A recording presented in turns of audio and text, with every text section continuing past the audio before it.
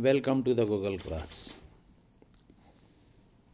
Second year. जैसे कि आपको पता है, पिछले लेक्चर में भी हमने वाटर पोल्यूशन के बारे में पढ़ा है और वाटर पोल्यूशन की आज हम जो टाइप है उसमें नंबर 4 पे हैं। इसका नाम है थर्मल पोल्यूशन। अब स्टूडेंट, थर्मल पोल्यूशन क्या चीज़ है, पहले थोड़ा सा इसके टॉपिक के अंदर जाके इसे स्टडी करते हैं, उसके बाद फिर इसके बारे में कोई समराइज या समरी में बात करेंगे। The heavy machinery and power plant gate heated when frequently and continuously used for making various industrial products। Students, पहले थर्मल पोल्यूशन का मैं तारफ़ आपको करवा दूं। थर्म कहते हैं टेम्परेचर को, और पोल्यूशन कहते हैं आलूदगी को, किसी चीज़ का आलूदा होना यानी गंदा होना।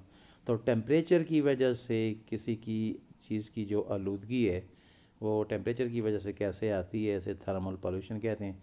क्योंकि हम तो वाटर पोल्यूशन पढ़ रहे हैं, तो इसका मतलब ये है कि पानी के अंदर जो आलूदगी या गंदगी आएगी या उस पर बैड इफ़ेक्ट्स पानी के बनेंगे, वो टेम्परेचर की वजह से बनेंगे। यानी गर्म पानी भी पोल्यूशन पैदा करता है और ये पोल्यूटेड वाटर जो है वो कहलाता है।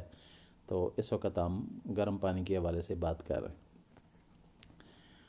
तो स्टूडेंट्स, आपको पता है कि जो हैवी मशीनरी है, जिस तरह फोर्ज फैक्ट्रीज़ हैं जिनमें टैंक बनता है, हैवी मशीनरी बनती है, लाइक टेक्सला हमारे करीब है, वहाँ पे भी बहुत बड़ी इंडस्ट्री है जहाँ पे फौजी सामान जो है वो बनता है।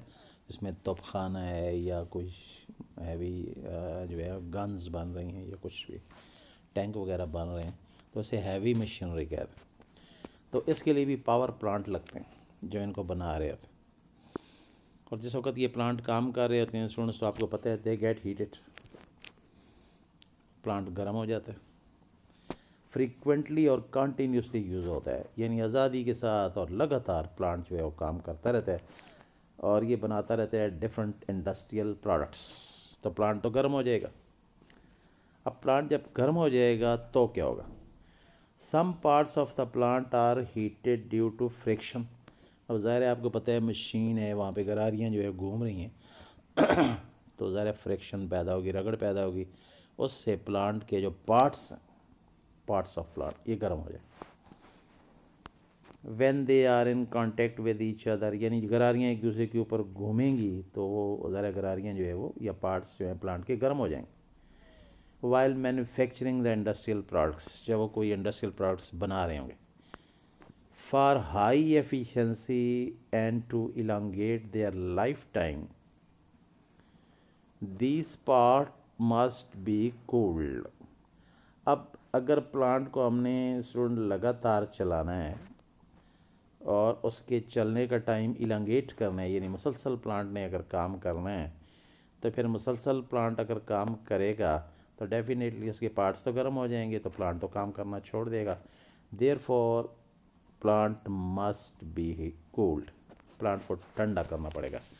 अब प्लांट को जब आप ठंडा करेंगे तो डेफिनेटली आपको पता है कि उसमें ठंडा पानी यूज़ करेंगे। अब यहाँ से स्टूडेंट्स हमारा जो पॉइंट है थर्मल पोल्यूशन वो शुरू हो जाएगा। अब आगे आपने गौर करना है कि क्या बात होने जा रही है। प्लांट गर्म हो चुका है अगर हैवी इंडस्ट्री का, तो उसे ठंडा करने के लिए हम ठंडा पानी जो है वो यूज़ करेंगे। This is done with the cold water, यानी ठंडा पानी यूज़ करेंगे। The cooling of the power plant and other machinery by circulating waters varies the temperature of the water, this is called as thermal pollution. इसको हम thermal pollution बोलेंगे। इसका मतलब ये है कि स्टूडेंट्स, हम अपने जो आर्टिकल है थर्मल पोल्यूशन उस पर हम आके यहाँ पे फिक्स हो गए कि थर्मल पोल्यूशन कैसे कहते हैं।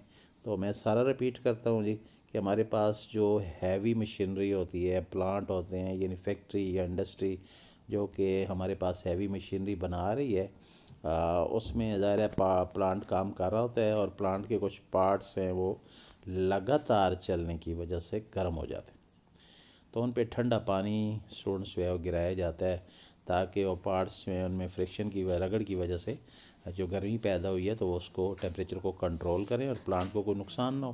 तो प्लांट को ठंडा करना पड़ता है, उसके लिए ठंडा पानी यूज़ करना पड़ता है।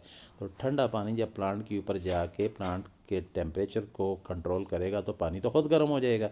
अब पानी जो ख़ुद गर्म हो जाएगा तो इस गर्म पानी की वजह से थर्मल पोल्यूशन पैदा होगी। अब गर्म पानी की वजह से थर्मल पोल्यूशन क्या होगी? तो स्टूडेंट्स आपको पता है इंडस्ट्री से ये गर्म पानी जब बाहर आएगा, अब पानी अपना काम तो कर रहा है कि पार्ट्स जो हैं प्लांट के वो ठंडे कर रहा है ताकि प्लांट को नुकसान ना हो, प्लांट लगातार काम करता रहे और इंडस्ट्रियल चीज़ें जो हैं हैवी मशीनरी की पार्ट्स बनते रहें। लेकिन पानी खुद तो गर्म हो गए और ये गर्म पानी स्टूडेंट्स जब बाहर आएगा तो यहाँ से थर्मल पोल्यूशन शुरू हो जाएगी। मिसाल के तौर पे thermal pollution has adverse effect on the biota of receiving water.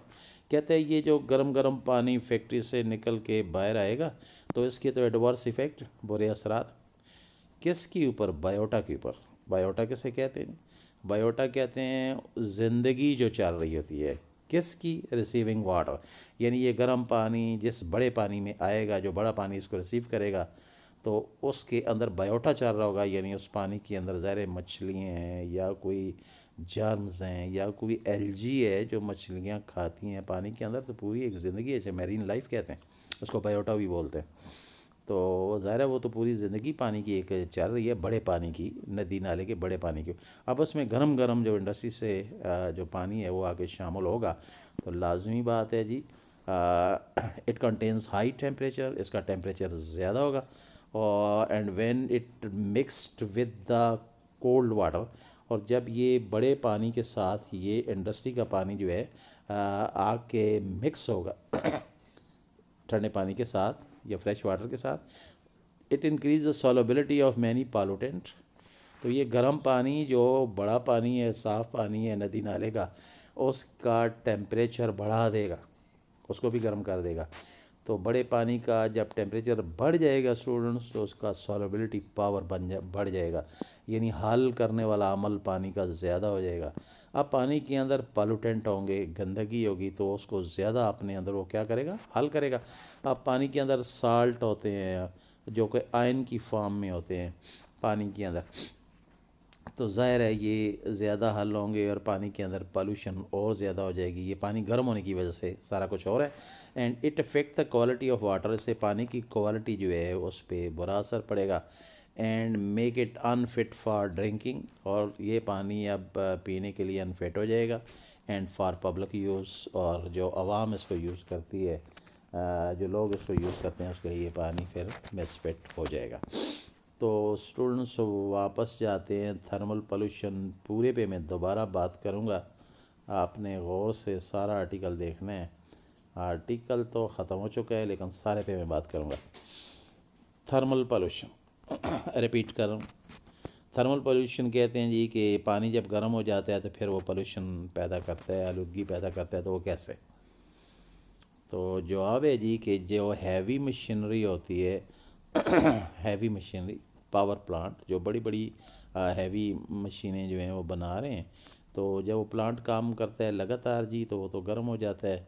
लगातार काम करने से इंडस्ट्रियल प्रोडक्ट्स बना रहा होता है, उसके पार्ट्स जो हैं वो गर्म हो जाते हैं।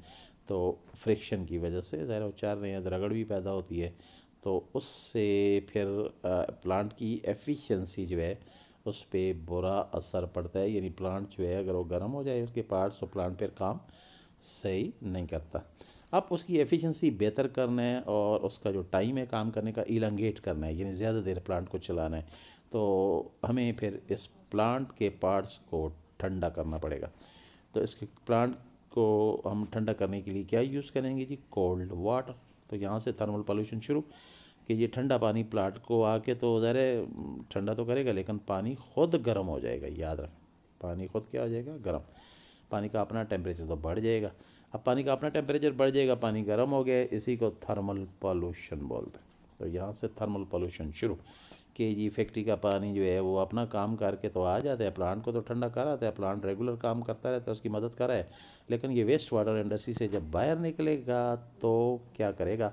इसे फिर हम पढ़ते हैं एडवर्स इफ़ेक्ट की शक्ल में कि अब वो गरम गरम पानी जब फैक्ट्री से बाहर निकलेगा तो उसके बैड इफ़ेक्ट्स जो हैं, एडवर्स इफ़ेक्ट हमारे पास क्या आएंगे। तो पहला एडवर्स इफ़ेक्ट है जी कि फैक्ट्री से निकल के पानी ज़ाहिर है बाहर नदी नाले के आम जो नॉर्मल पानी है, ठंडा पानी है, नदी नाले में गुजरा है, उसमें ये गरम गरम पानी जो है वो शामिल होगा तो वो आके उस पानी का बायोटा तबाह करेगा। बायोटा का मतलब ये है कि नदी नाले के पानी में जो फैक्ट्री का पानी आके गिरेगा तो पानी तो फैक्ट्री वाला गर्म होगा, तो नदी नाले के पानी को भी गर्म करेगा और उसके अंदर जो लिविंग ऑर्गेनिज्म हैं, मछलियाँ वगैरह हैं या एल्गी वगैरह या बैक्टीरिया या जर्म्स या मेंढक वगैरह जो कुछ भी उसके अंदर है, फ्रॉग वगैरह, उन सबको तो ये तो मार डालेगा क्योंकि टेम्परेचर ज़्यादा हो जाएगा। ये हाई टेम्परेचर जो है एक और काम भी करेगा और वो ये काम करेगा, ये पानी जो होगा और उसकी सॉलिबिलिटी को बढ़ा देगा। तो पानी की जब सॉलिबिलिटी बढ़ जाएगी तो उसमें पॉल्यूटेंट ज़्यादा हल होंगे, आपको पता है, और पॉल्यूटेंट साल्ट वगैरह होंगे तो पानी के अंदर ये ज़्यादा हल हो जाएंगे, पानी और ज़्यादा गंदा हो जाएगा। जितनी ज़्यादा चीज़ें उसमें हल होंगी इतना ही पानी और गंदा होगा। और चीज़ें क्यों ज़्यादा हल हो रही हैं स्टूडेंट, इसलिए कि पानी गर्म हो गया, फैक्ट्री के पानी ने दूसरे पानी को भी आके गर्म कर दिया, तो उसमें और चीज़ें भी साल्ट वगैरह नमकियात गंदा हल हो जाएंगे तो पानी और गंदा हो जाएगा। तो इसे कहते हैं ये पोल्यूशन पैदा हो गया, पानी तो पोल्यूटेड हो गया। इससे पानी की क्वालिटी जो है उस पर फ़र्क पड़ेगा, यानी क्वालिटी जो है पानी की गिर जाएगी। कैसे गिर जाएगी, ये अनफिट फॉर ड्रिंकिंग हो जाएगा, पीने के काबिल नहीं रहेगा, and unfit for public use, और लोगों के इस्तेमाल के काबिल नहीं होगा। तो ये तो हमने बड़ा डिटेल के साथ पढ़ा है जी, थर्मल पॉल्यूशन कैसे कहते हैं, यानी जो गर्म पानी है वो किस तरीके से जो है वो बुरे असरात जो है वो दूसरे पानी में मिलके उस पर डालता है और जिससे हमारी ज़िंदगी जो है वो किस तरीके से हमारी लाइफ को डिस्टर्ब करता है। तो अब स्टूडेंट्स ये था पॉल्यूशन के बारे में, वाटर की पॉल्यूशन, और वाटर की पॉल्यूशन जो है उसमें डिफरेंट टाइप्स के हवाले से था। अब हम स्टूडेंट मूव करते हैं नेक्स्ट आर्टिकल की तरफ, और नेक्स्ट आर्टिकल स्क्रीन पे आपको नज़र आ रहा होगा जी, और ये है G parameter of water analysis. अब हम पैरामीटर ऑफ वाटर एनालिसिस को देखेंगे कि ये क्या है। स्टूडेंट पैरामीटर कहते हैं कंडीशंस को, और वाटर एनालिसिस का मतलब है पानी का तज्जिया करना, यानी पानी का तज्जिया करेंगे, उसकी कंडीशन देखेंगे कि क्या है। तो पानी की कंडीशन या पैरामीटर्स जो हैं वो कैसे हम देखेंगे, तो इसको ज़रा देखें। Drinking water should qualify the following parameters, that is it should be. कहते हैं जो पीने का पानी है, ड्रिंकिंग वाटर, ये क्वालिफाई करना चाहिए, इसको क्वालिफाई करना चाहिए, ये इस काबिल हो कि ये इन पैरामीटर्स को यानी इन कंडीशन को क्वालिफाई करता हो। तो चलें ठीक है जी, जो पीने का पानी है वो तब भी क्वालिफाइड होगा, यानी बेहतर होगा कि उसके अंदर पैरामीटर्स मंदरजा झेल जो शर्तें हैं वो पूरी हों, कंडीशन की हालतें पूरी हों। तो ये कौन सी हालतें हैं जी जो ड्रिंकिंग वाटर के अंदर होनी चाहिए, तो इनको हम पैरामीटर बोलते हैं। तो पहला नंबर वन है जी, इट शुड बी ओडोरलेस, यानी जो पीने का पानी है इसकी कोई भी स्मेल नहीं होनी चाहिए। साथ टेस्टलेस, इसका कोई जायका नहीं होना चाहिए, ये टेस्टलेस होना चाहिए, क्योंकि टेस्ट का मतलब ये है कि पानी का अपना टेस्ट है कोई नहीं, तो पानी के अंदर टेस्ट आया तो इसका मतलब ये है इसके अंदर कोई चीज़ जो है वो हल है, तो पानी साफ़ तो नहीं है। And it should be colourless, और उसका रंग नहीं होना चाहिए, क्योंकि पानी का तो कोई रंग नहीं है, अगर रंग है तो इसके अंदर कोई चीज़ जो है वो ज़ाहिर है डिज़ाल्व हो चुकी है जो कि इसे अनफिट फॉर ड्रिंकिंग करेगी। तो स्टूडेंट पहला पैरामीटर आपने देख लिया, नंबर वन, कि वाटर शुड बी ओडोरलेस, इसकी कोई स्मेल नहीं होनी चाहिए। इट शुड बी टेस्टलेस, कोई जायका नहीं होना चाहिए। एंड कलरलेस, इसका रंग नहीं होना चाहिए। ये ड्रिंकिंग वाटर जो है जी उसकी फ़िट होने की निशानी है। अगर ये चीज़ें उसमें मौजूद हैं तो वो फिर क्वालिफाई करते हैं, आप उसे पी सकते हैं, ये पीने के काबिल है। तो ये था जी पहला पैरामीटर जो कि हमने पढ़ा। अब आते हैं दूसरे पैरामीटर की तरफ। दूसरा है drinking water should free from turbidity. अब स्टूडेंट टर्बिडिटी कैसे कहते हैं? टर्बड होना, टर्बड होने का मतलब ये है गदला होना। गदला होने का मतलब ये है कि पानी गदला कब होगा जी, जब पानी के अंदर कोई चीज़ें छोटी छोटी छोटी माइक्रोस्कोपिक चीज़ें पानी के अंदर तैर रही होती हैं, सस्पेंडेड होती हैं, मोलक होती हैं, तो पानी हम कहते हैं गदला है, क्लियर नहीं है, ट्रांसपेरेंट नहीं है, बिल्कुल शीशे की तरह साफ़ नहीं है पानी, यानी इसमें कुछ छोटी छोटी छोटी चीज़ जो है वो ज़रूर मौजूद है। अब पानी जो है उसे टर्बड नहीं होना चाहिए, टर्बिडिटी से फ्री हो, यानी उसके अंदर कुछ छोटी छोटी मोलक चीज़ें कोई ना हो। और स्टूडेंट पहले हम पढ़ आए हैं कि टर्बिडिटी को चेक करने के लिए हम पानी में से लाइट पास करते हैं। अगर लाइट स्कैटर करे, फैल जाए पानी में से, सीधी नीचे ना गुजरे, तो फिर हम कहते हैं कि पानी के अंदर कोई छोटी छोटी चीज़ है जो नज़र नहीं आती लेकिन लाइट को रोक रही है, तो उसको फिर हम टर्बड वाटर बोलते हैं। यानी ऐसी पानी में गंदगी, इम्प्योरिटीज़ जो कि माइक्रोस्कोपिक हो, बहुत छोटी, और हमें नेकेड आइज से या इवन देन माइक्रोस्कोप से भी समटाइम्स हमें नज़र ही ना आए, तो उसको हम कहते हैं कि पानी ये टर्बड है। तो पीने का पानी टर्बड नहीं होना चाहिए, कदला नहीं होना चाहिए। और ये टर्बिडिटी आपको पता है सस्पेंडेड सॉलिड की वजह से है। इसके अंदर छोटे छोटे जो सॉलिड चीज़ें हैं वो इसके अंदर, पानी के अंदर जो है मुहल्लक है। और ये क्या होगा, पानी के अंदर ज़ाहिर है डिज़ॉल्व्ड साल्ट होंगे जो पानी के अंदर होंगे, और ये साल्ट क्लोराइड के भी हो सकते हैं, सल्फेट के भी हो सकते हैं, फास्फेट के भी हो सकते हैं। इसका मतलब ये है कि पानी में टर्बिडिटी आती है तो किस वजह से, उसके अंदर जो साल्ट हैं, क्लोराइड के, सल्फेट के, फास्फेट के, वो पानी में हाल हो जाते हैं, और वो छोटे छोटे छोटे पानी के अंदर जो हैं वो मूव कर रहे होते हैं, सस्पेंडेड होते हैं। हम कहते हैं पानी साफ़ किया, क्लियर नहीं है, इसमें टर्बिडिटी है, यानी गदलापन है, ये क्लियर नहीं है। अगर ऐसी बात होगी तो वो पीने के काबिल नहीं होगा, और पीने वाले पानी को टर्बिडिटी से फ्री होना चाहिए, यानी उसमें ये कंडीशन नहीं होनी चाहिए। तो ये दूसरा पॉइंट आपने पढ़ा जी, कि पानी बिल्कुल क्लियर हो, ट्रांसपेरेंट हो, ये टर्बड ना हो। तो ये हमने दो कंडीशन जो है पढ़ ली हैं, यानी दो पैरामीटर जो हैं वो हमने डिटेल से पढ़ लिए। अब स्टूडेंट्स तीसरे की तरफ आते हैं, नंबर 3। अभी मैंने आपके सामने कहा जी पानी के अंदर टर्बिडिटी ना हो, एक बात। अच्छा जी, अगर पानी के अंदर टर्बिडिटी नहीं है, यानी डिज़ॉल्व्ड साल्ट नहीं है, कोई छोटी छोटी कोई चीज़ भी नहीं है, तो बहुत अच्छी बात है। और ये टर्बिडिटी जो है बिल्कुल 0% हो, यानी बिल्कुल भी नहीं है, तो बहुत अच्छी बात है, ये पानी की क्वालिटी और बेहतर है। लेकिन कहते हैं कि जो आम पानी है पीने वाला, इसके अंदर टर्बिडिटी मौजूद होगी, लेकिन इससे कितना होना चाहिए, नॉट मोर देन 10 ppm। कहते हैं ये नहीं हो सकता ना कि पानी बिल्कुल 100% साफ़ हो, कुछ ना कुछ तो गंद होगा उसके अंदर कुदरती तौर पे। लेकिन ये गंदगी या आलूदगी जो है पानी के अंदर, ये कितनी होनी चाहिए, 10 ppm, इससे ज़्यादा नहीं होनी चाहिए। अगर ये 10 ppm तक है तो फिर तो पानी आप पी सकते हैं, फिट फॉर ड्रिंकिंग है। लेकिन 10 ppm से अगर ज़्यादा है इसके अंदर टर्बिडिटी, तो फिर ये पीने के काबिल नहीं होगा। अब स्टूडेंट यहाँ पे दो चीज़ें समझने की हैं। एक है टर्बिडिटी, जो कि अभी डिटेल से बताया है कि पानी के अंदर जो डिज़ॉल्व चीज़ें, हल शुदा चीज़ें पानी के अंदर तैर रही होती हैं, उसकी वजह से हम उसको टर्बड वाटर भी बोलते हैं। तो ये तो क्लियर हो गया। अब 10 ppm, ppm के it is a unit, parts पर मिलियन। अब 10 ppm का क्या मतलब है जी, 1 मिलियन अगर पानी के मालिक्यूल हैं, 1 मिलियन स्टूडेंट, 1 मिलियन कहते हैं 10 लाख। 10 लाख अगर पानी के मालिक्यूल हैं तो उसमें 10 मालिक्यूल गंदगी के हो सकते हैं। और ये गंदगी भी वो वाली गंदगी नहीं है, इस गंदगी से मुराद अंदर को हलचुदा निमकियात हैं, छोटे छोटे, उसको बोलते हैं। और कितने निमकियात जो हैं उनके ज़रे अंदर होना चाहिए, 10। और ये 10 निमकियात के ज़रे पानी के अंदर हो तो पानी के मालिक्यूल कितने होने चाहिए, 10 लाख। तो 10 लाख पानी के मालिक्यूल में 10 छोटे छोटे पार्टिकल अगर गंदगी के या डिज़ॉल्व्ड साल्ट के आ जाते हैं, फिर से हम बोलते हैं 10 ppm। तो अगर ये पोजीशन है पानी की, लेबॉर्ट्री चेक करती है, तो फिर ज़ाहिर है ये फ़िट फॉर ड्रिंकिंग माना जाता है, साइंस इसको ड्रिंकिंग के लिए फ़िट कहती है। लेकिन अगर ये इससे ज़्यादा है स्टूडेंट, तो ये फिर पीने के काबिल नहीं होगा। तो ये तीसरा पैरामीटर था जो ख़ासा डिटेल से हमने पढ़ा। अब चौथे पैरामीटर की तरफ जाते हैं, नंबर 4। यानी आप समझ लें कि चौथी कंडीशन की तरफ मैं जो है वो जा रहा हूँ। चौथी है जी, free from bacteria causing disease. कहते हैं पीने का पानी जो है ये ऐसी बैक्टीरिया से फ्री हो, उसके अंदर ऐसा बैक्टीरिया ना हो जो कि बीमारियाँ फैलाए। यानी पीने के पानी के अंदर बैक्टीरिया नहीं होना चाहिए ताकि वो बीमारियाँ ना फैला सके।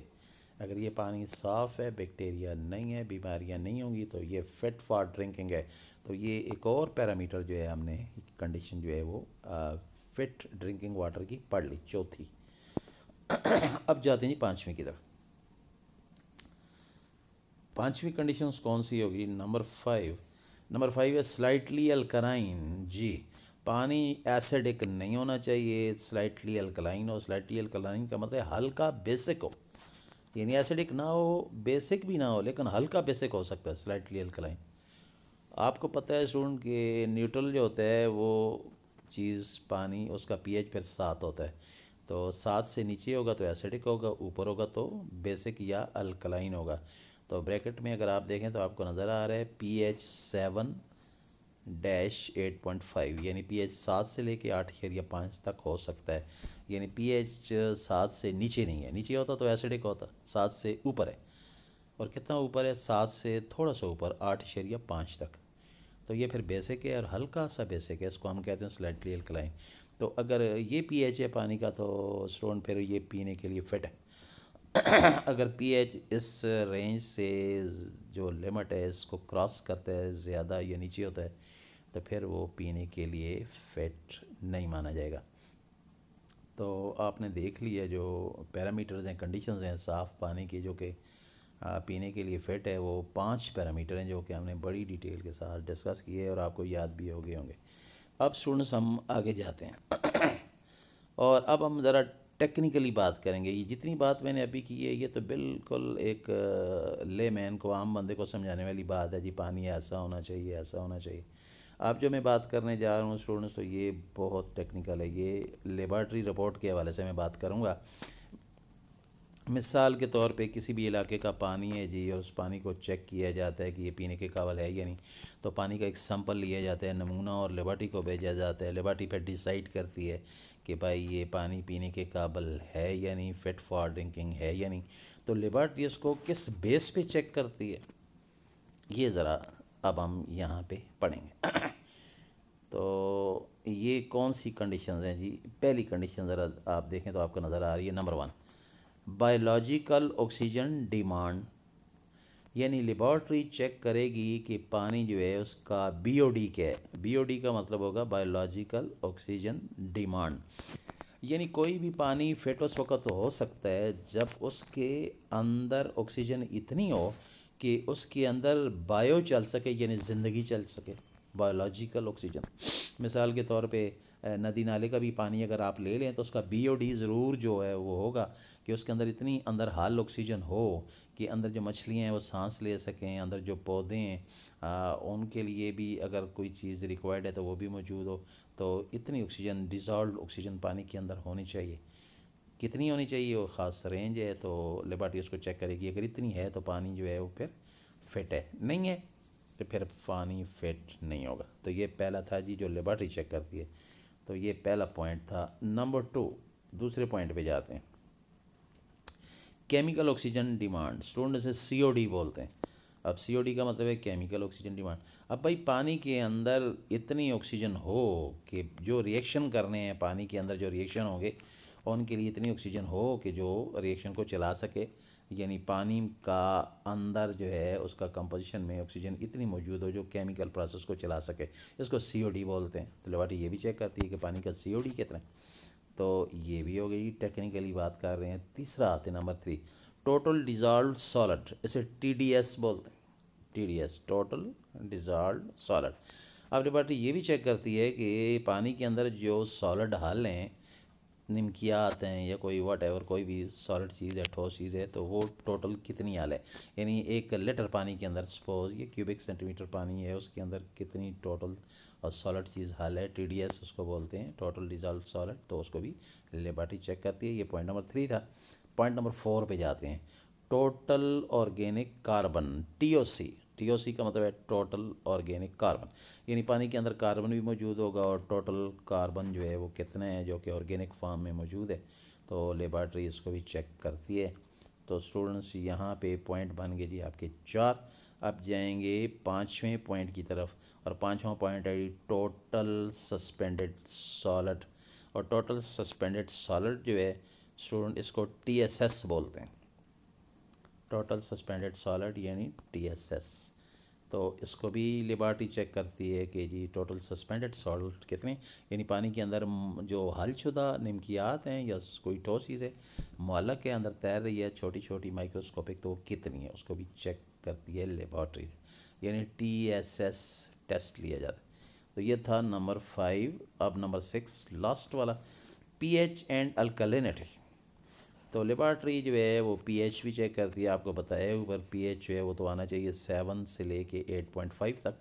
तो इसको भी लेबॉर्ट्री चेक करती है। और अल्कलिनिटी भी चेक करती है। अल्कलिनिटी तो ज़ाहिर है पीएच चेक करेंगे तो अल्कलिनिटी आ जाएगी कि कितना अल्कलाइन है, यानी स्लाइटली अल्कलाइन होना चाहिए, थोड़ा सा हल्का बेसिक होना चाहिए। ये तो अभी हम पहले भी पढ़ के हैं। तो ये लेबॉर्ट्री टेक्निकली चेक करती है जी। बीओडी कितना है जी, सीओडी कितने हैं, टीडीएस कितने हैं, टीओसी कितने हैं, टीएसएस कितने हैं, और पीएच एंड अल्कलिनिटी पानी के अंदर कितनी है, ये लेबॉर्ट्री टेक्निकली चेक करती है। और उसके बाद फिर वो एक हमें रिज़ल्ट देते हैं जी, आपके इलाके का जो सैंपल आपने पानी का भेजा था वो फिट ड्रिंकिंग के लिए है या नहीं। ये तमाम चीज़ें चेक करने के बाद तो स्टूडेंट ये तो था ना कि पानी जो है वो गंदा कैसे होते हैं, उसकी पोल्यूशन की किस्में कितनी है, लास्ट हमने पढ़ी है। टेम्परेचर की वजह से पानी जो है उसकी आलूदगी जो है क्या है, थर्मल पोल्यूशन। फिर पानी की फ़ेट जो है उसके लिए खूबियाँ कौन कौन सी हैं, कलर जो है नहीं होना चाहिए, फिर उसकी कोई बू नहीं होनी चाहिए, स्मेल, और कुछ जायका नहीं होना चाहिए, वगैरह वगैरह सारी चीज़ें। फिर उसके बाद लेबॉर्ट्री को देखा कि लेबॉर्ट्री टेक्निकली कैसे चेक करती है। तो आखिर में हमने इसके ऊपर बात की। मेरा ख्याल है आज के लिए इतना काफ़ी है। Thank you very much. अल्लाह हाफ़िज़।